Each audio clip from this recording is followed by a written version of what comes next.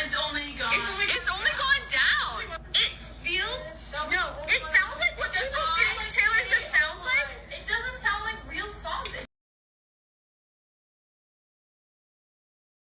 Hi guys, welcome back to my channel. My name is Maomi, aka Petite Diva, and in this video we are discussing Taylor Swift and her latest album, The Life of a Showgirl. Now, Taylor Swift's latest album came out some days ago, and the response has been different. And people have a lot to say about it. So in this video, we're going to check out what people have to say about the whole album, what people have to say about the lyrics, what people have to say about the songs itself, what people have to say about Taylor Swift, and then I'll come back to share my thoughts. Now, if you like this video, please give it a thumbs up. If you are not yet subscribed and you like videos such as this, please consider subscribing by clicking on the red button that says subscribe, and don't forget to click on the bell notification icon by the side so you're notified anytime I upload videos. Now let's get into this video. You know, I listened to Taylor Swift's album, and I also am fluent in passive aggressive white woman language. My takeaway from the album is she is very bothered that her fiance used to date women that look like me.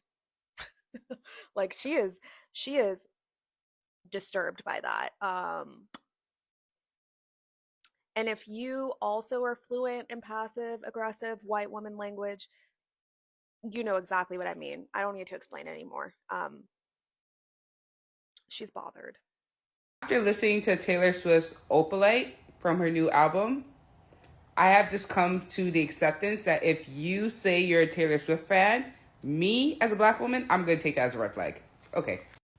Whether you think it's a good album or not is one thing, but she did lie. Like, this is not the life of a showgirl. This is the life of someone who's at home and in love and a bit boring. And she made a whole thing of, like, it's just with Max Martin and Shellback, like, pure pop, and that was the whole marketing, was, like, Max Martin and Shellback producing this pop album. And really, it's, like, some soft rock and folk about your man. Just a bit of a surprise. I'm not a huge fan of false advertising. Bro, are y'all on the side of TikTok where the Swifties are frying the fuck out of Taylor Swift? Like, they is going crazy on this lady over there. And then they putting, like, bland chicken in a bowl memes in the comments. Like, it is going correct. They is frying the fuck out of this lady. They is upset. Like, y'all know I'm a diehard Swiftie.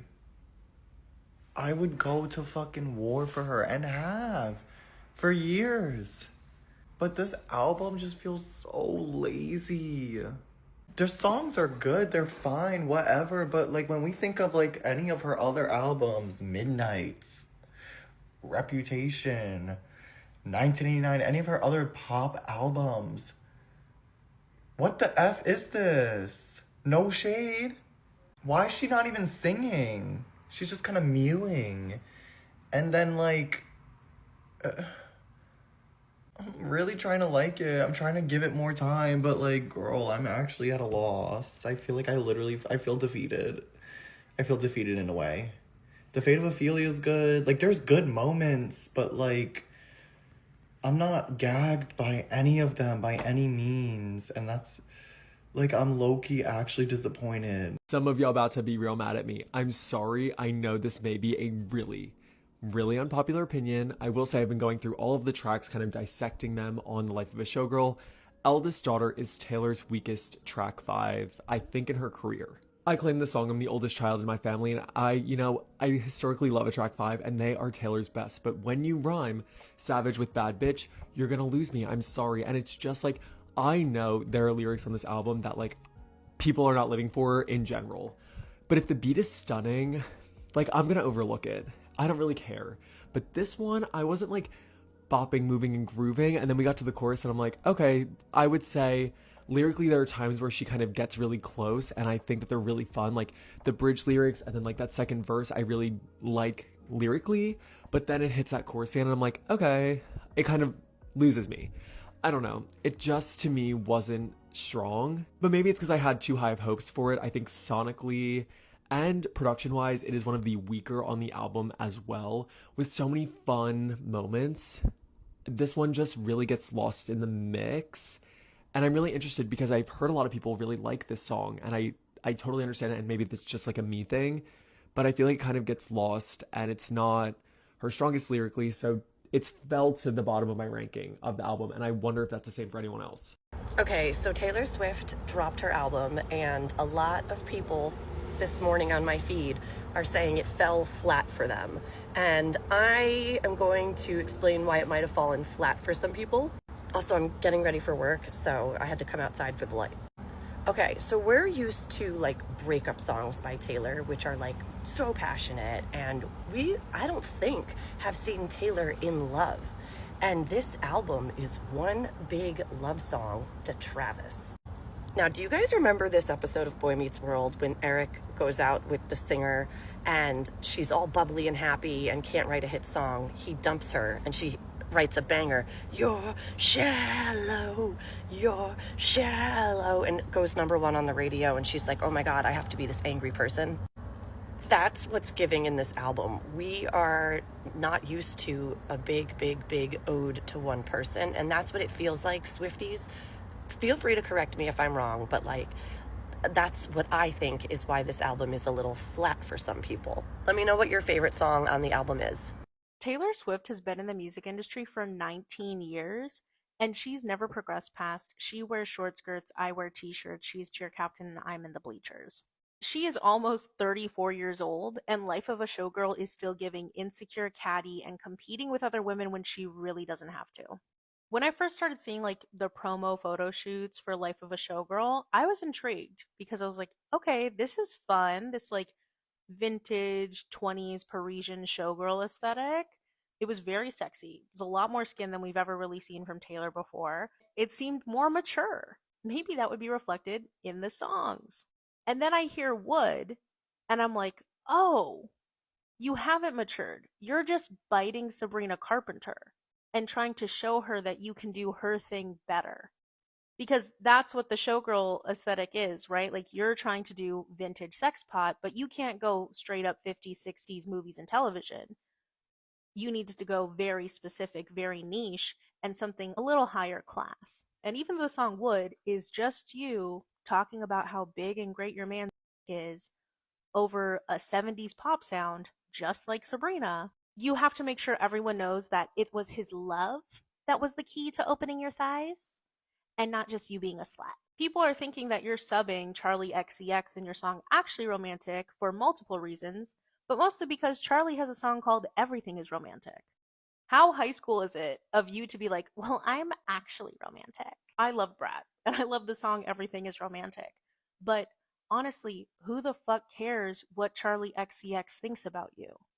You obliterated her shot at the #1 album with your bullshit variants of an album you already had reach #1 to knock out another pop girly. It's just weird because it's like, you think it's a flex to take out your competition, but you actually don't have any competition.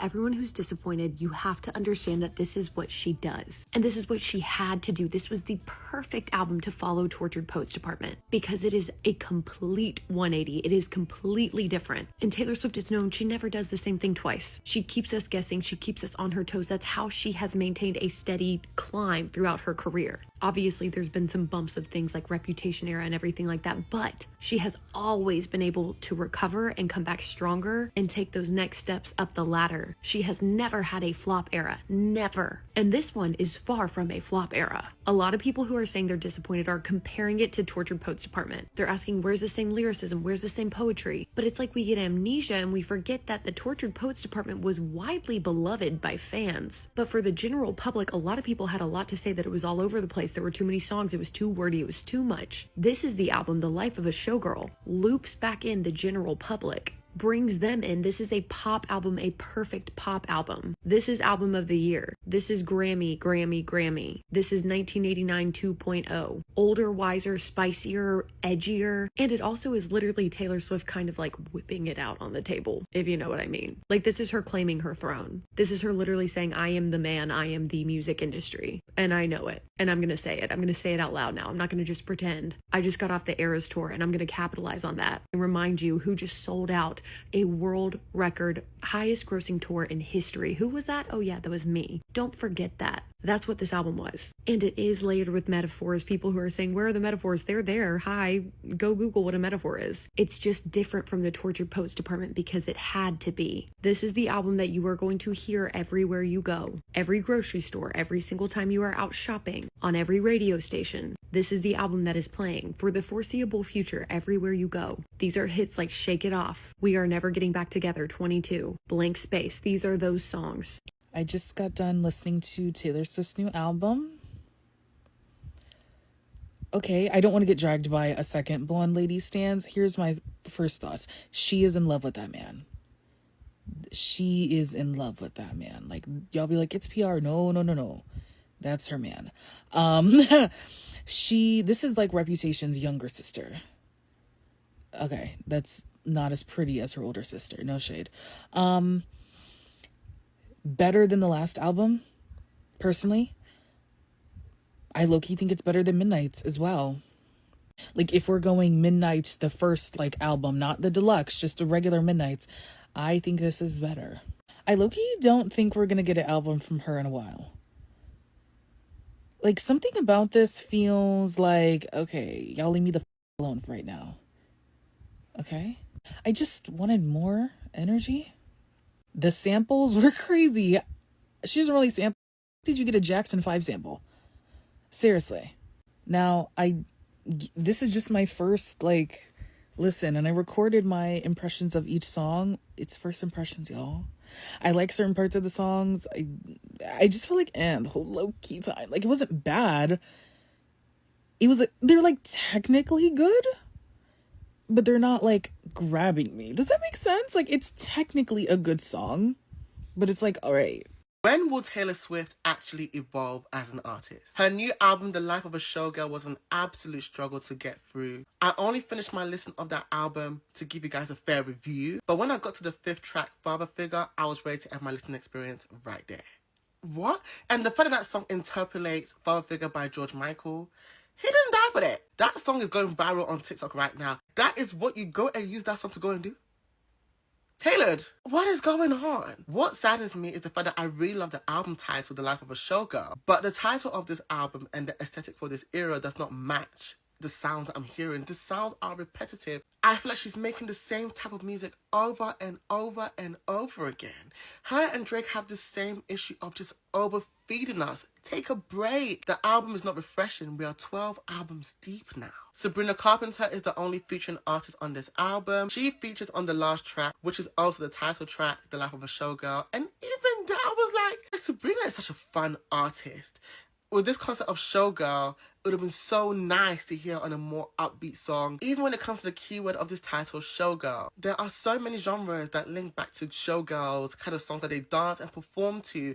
Jazz, burlesque, rock and roll, swing, samba, and in incorporating those kind of sounds, it will tie in so well with the theme and the aesthetic of this album. If I had to find the strength in the album, it was the production. Max Martin is a talented producer. If you want a video on Max Martin, let me know. The saving grace of this album is the fact that it's not as long as her previous album, the Poet Departmental Rubbish. I can't remember what it's called. But the production that I like the most, Ruin the Friendship, Wishlist, Elizabeth Taylor. I liked Wood, very Sabrina Carpenter coded. Cancel was a song that reminded me of Midnight, specifically Lavender Haze, very much of that same vibe. But I just need her to take a break. Just experience life a bit more. The last album came out April 2024, for crying out loud. Anyway, that is my thoughts on this album. Just a miss for me. Swift isn't hungry enough to make an album that pushes her creatively.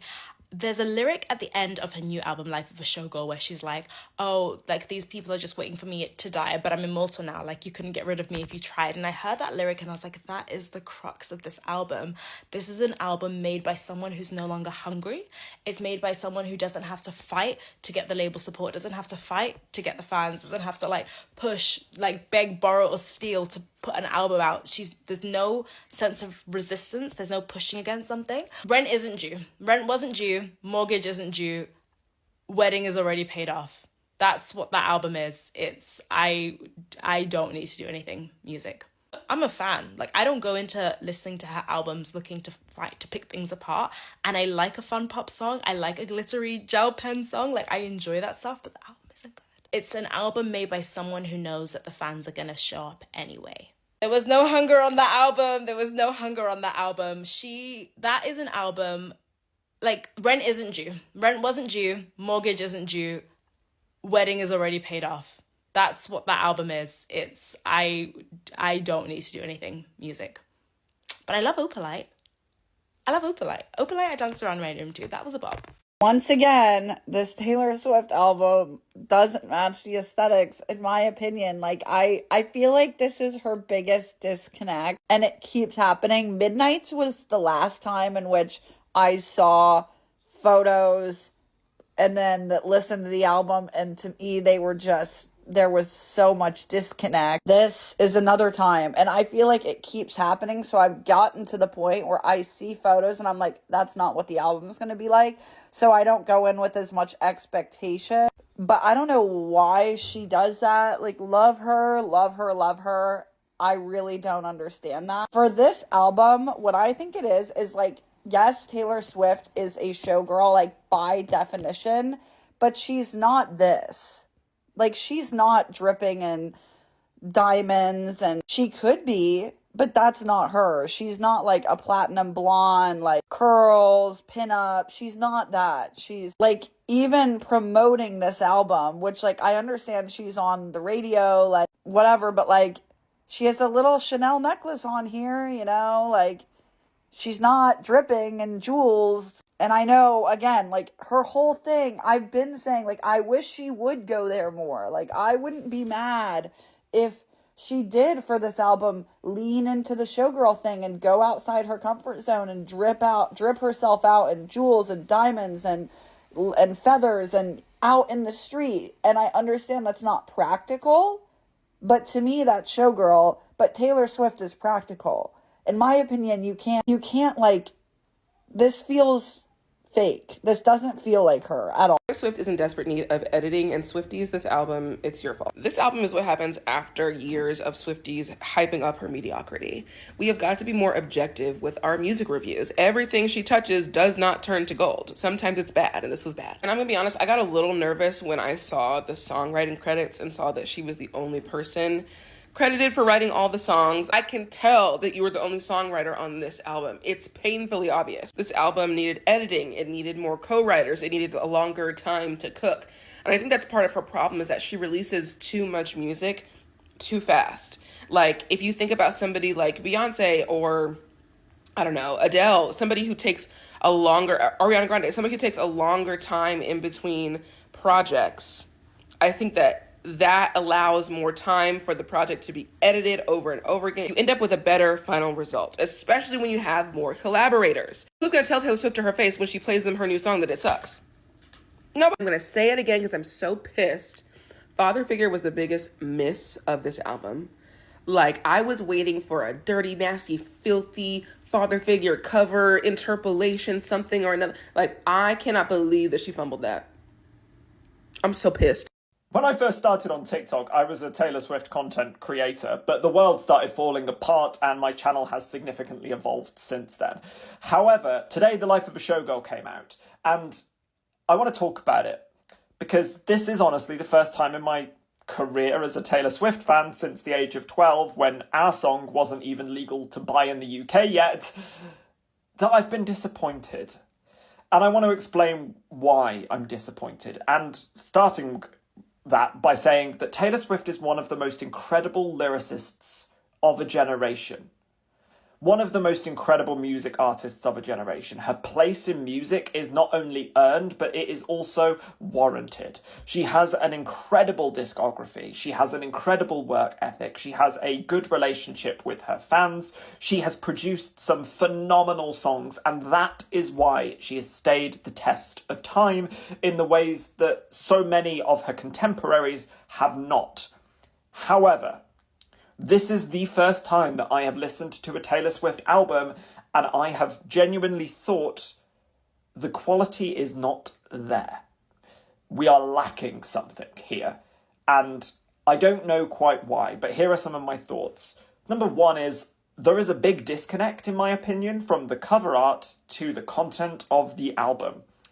When you put a showgirl on the cover art and all the promo is around being a showgirl and the album is called The Life of a Showgirl, I don't think it's a stretch for people to perhaps believe that the album may contain themes or music themes, sonic themes, to that album cover and name. I think a lot of us were expecting some references to burlesque or theatrical references throughout, and those are absent. That's a bit of a miss. The second thing is that I'm not sure, listening through this album tonally, whether or not it is cynical or not. And that's an issue, because usually I find her lyrics to be so incredibly well thought through and so incredibly well referenced that I don't have to sit back and go, what is she trying to tell me? But I'm trying to do that here, and that for me is the first time I've ever had to do that. Is this cynical? Is this parody? Is this slightly distasteful in the time that we are in and the conversations that are going on around glamour, fame, billionaire, economy, power? And I'm not sure. And that, I think, is a bit of a worrying sign that I've seen other people also reflecting. I'm not entirely sure that whatever the tone was meant to be has actually landed. I think a lot of it was meant to be cynical. I'm not sure that's coming through, however. And I sat there being like, I can't tell if these lyrics, such as girl bossing too close to the sun, are in there ironically or unironically. That's a tone issue. When a listener, a very familiar listener, doesn't understand what's trying to be said here. The other issue that I have with this album is that for the first time, I feel like some of the songs are a little bit immature. And that took me back. I was like, oh, okay. I think I've cracked the code. I feel I've sat with The Life of a Showgirl long enough now to analyse why I think I didn't love it on a first or second listen, and maybe you feel the same too. All of the imagery for this album was so strong in the direction of what we traditionally think of when we think of the word showgirl. Of course, we have had a taste of this from Taylor before in the Martini Glass routine with legendary showgirl Dee Fontees in the Bejeweled music video. I Can Do It With a Broken Heart on the Eras tour, and as far back as the Red tour when Taylor was the ringmaster. But these images definitely gave me an idea of what the album was going to sound like and what the subject matters were going to be. I think that as a fan, what I was expecting from this album was to understand what it took to forget everything that's going on in your personal life, put on a leotard and become this person 3 nights a week. And that's not what I understood. After saying goodbye, going down the stage lift at the Eras tour, taking the jacket, the heels, wiping the makeup off and going home and icing her feet in the bath. Who is that Taylor, and what's the thought process after the screaming stops? I think that's what I was looking for in this album, and arguably it's there, but not in the way that I expected. I wanted to know what it takes to be this person and this person, but instead we learnt more about this Taylor, and arguably it's not always things that we wanted to know. And it's definitely not a case of, oh, now she's in love, the inspiration and lyrical genius has dried up, because we heard a lot about this in Lover, Folklore, Evermore, Tortured Poets Department, Midnights. It was all there, but it was more nuanced. Maybe everything that I'm looking for is here, but it's just not being presented in the way that I anticipated. The white girls are in shambles. They hate Taylor's album.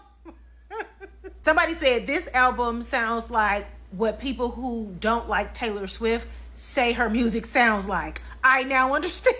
Oh my God. Listen, I'm not one of those people that thinks like Taylor Swift's music is like all of it is terrible. Like I literally, like if you play any of her albums up to the like one with the purple dress. I think it's called Fearless. I could sing song for song. I wasn't a stan, but I listened to her music. But then like after that, I'm like, okay, girl, there's no maturation happening. Like you can't keep singing about proms in high school and. It's a little immature for TT, so I'm gonna move on. That's really why I stopped listening to it. So I haven't listened to the album since. I also saw a guy comparing like Madonna's albums at 35, Beyonce's albums at 35, Janet Jackson's album at 35, like the albums that all of those artists had by the time they were Taylor Swift's age, who is 36 by the way, and just where they started and the maturation of their music at the age that Taylor Swift is now. And he's just like, okay, sister. Okay.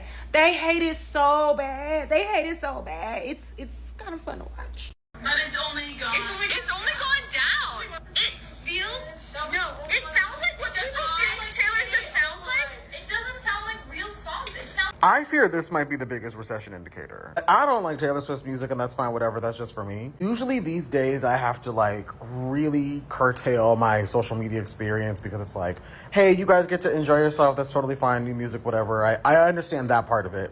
I have not seen a single video of someone enjoying this album. Okay, maybe the rapture is coming.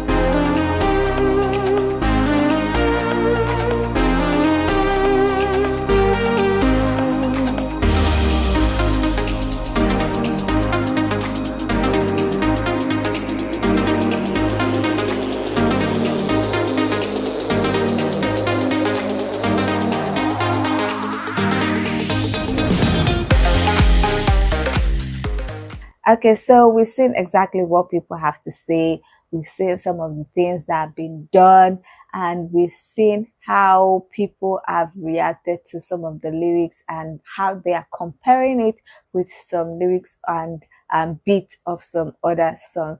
I would love to hear your own thoughts about Taylor Swift's new album. Have you listened to the song? What are your opinions about the song?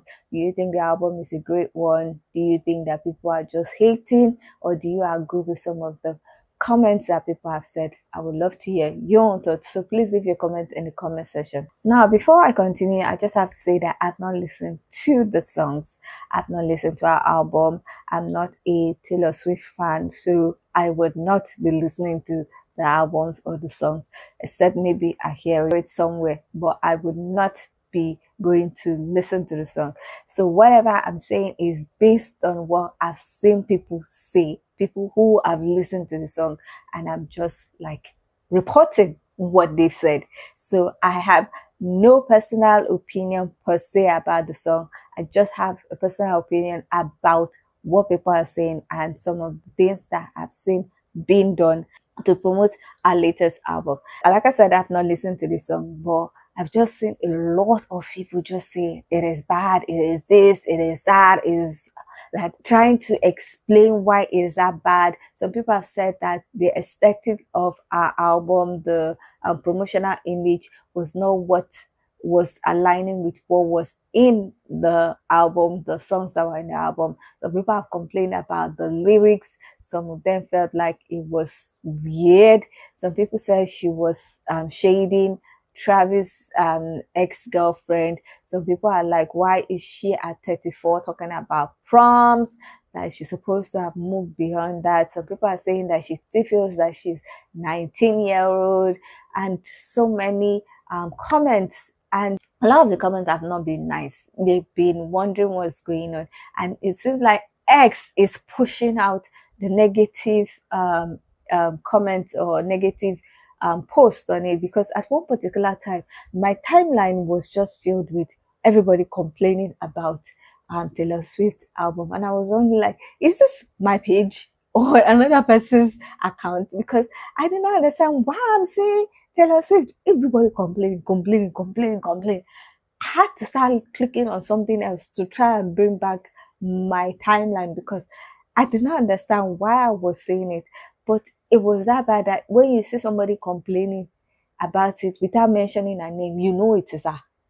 And I was like, isn't that bad? I'm not going to find out. But it was just weird how this is getting so much of a backlash from people. Like someone was saying that they made a negative comment about the album. They went to bed, came back, woke up in the morning, and they did not get any death threat from Swifties. That even Swifties know that it's bad. Some Swifties had made videos and they were like, this is bad, bad, that they expected more. So people have also said that it's not every year that she has to produce an album, that she can take a break. Some people have also said that they don't understand if it was Travis' fiance that wrote the lyrics because it was not a typical kind of lyrics. And so people are like, even though I believe she produced one album last year. I think that was the Poet something. I can't remember. Titi PD or something.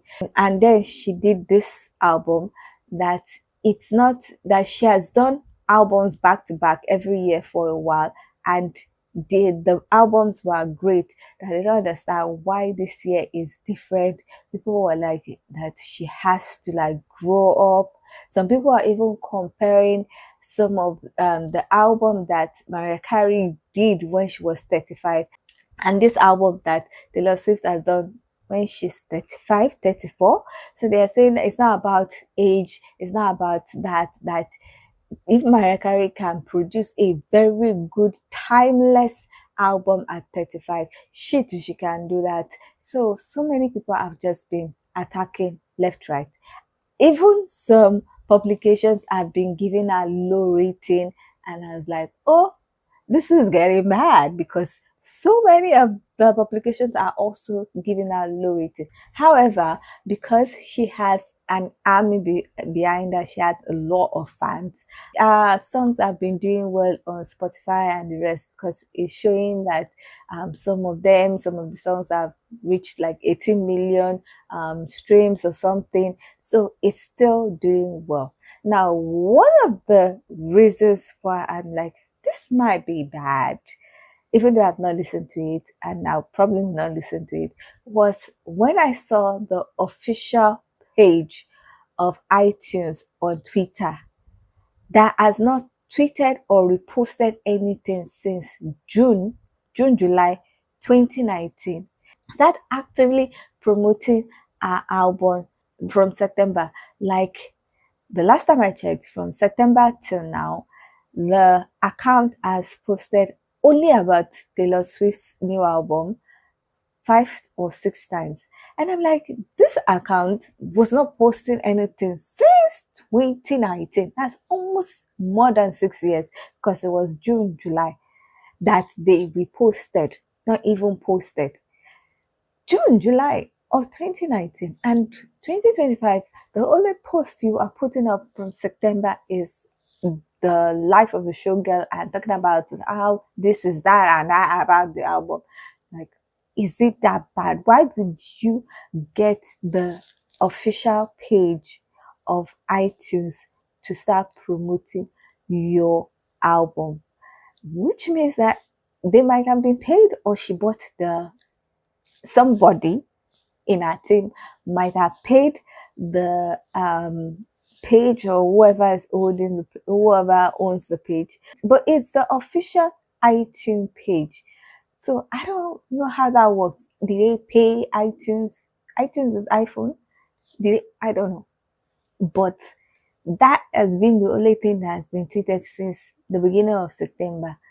And there have been a lot of albums from different musicians released since 2019. That's where I got a little bit skeptical about the whole thing. Like, what the heck is going on? Is it that bad? I don't know. Like I said, I will not be listening to it because she's not my cup of tea. But the reception for the album this year has been very, very different.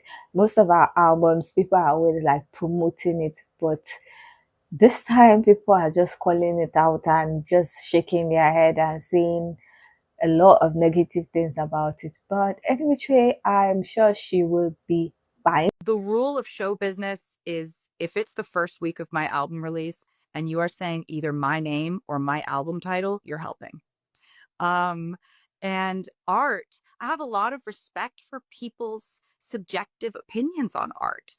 I'm not the art police. It's like everybody is allowed to feel exactly how they want. And what our goal is as entertainers is to be a mirror. Oftentimes, an album is a really, really wild way to look at yourself, right? What you're going through in your life is going to affect whether you relate to the music that I'm putting out at any given moment. And what I often love seeing my fans say is, I used to be someone who didn't like relate to Reputation, and now that I've been through some other things in my life, that's my favorite album. Or I used to be a like fearless girly, now I'm obsessed with Evermore. Like, and we're doing this thing for keeps. Like, I have such an eye on legacy when I'm making my music. I know what I made. I know I adore it. And I know that, like, on the theme of what the Showgirl is, all of this is part of it. She is a billionaire. I'm sure after this album, because I saw somewhere where they said she's not going to go on tour for this album, which means she might be taking a break, which is not really shocking because she just got engaged. So she might want to concentrate on getting married, preparing for the wedding. She might also be thinking of maybe having a child, because apparently some of the lyrics in her song were tilted towards that part that maybe she wants to get married and have children. That's why people are not saying that she is tilting towards the traditional wife role and the rest. And it's just, she'll be fine. She'll be fine. I'm sure if she decides to get back into the studio, she will take some of the criticism and then probably do a better album. But I'm just relaying some of the things that I saw, and that is basically all about this video. So I would love to hear what you guys think about it. Have you listened to the album? Do you think that some of the sentiment that people have is correct, or do you think that you're just hating on her and they need to understand the lyrics more? I would love to hear your own thoughts. So please leave your comment in the comment section so that we can get this discussion popping. Now, if you like this video, please give it a thumbs up. If you are not yet subscribed and you like videos such as this, please consider subscribing by clicking on the red button that says subscribe. And don't forget to click on the bell notification icon by the side so that you're notified anytime I upload videos. Now, with all that said, thank you so much for watching. I hope to see you in the next one. Bye.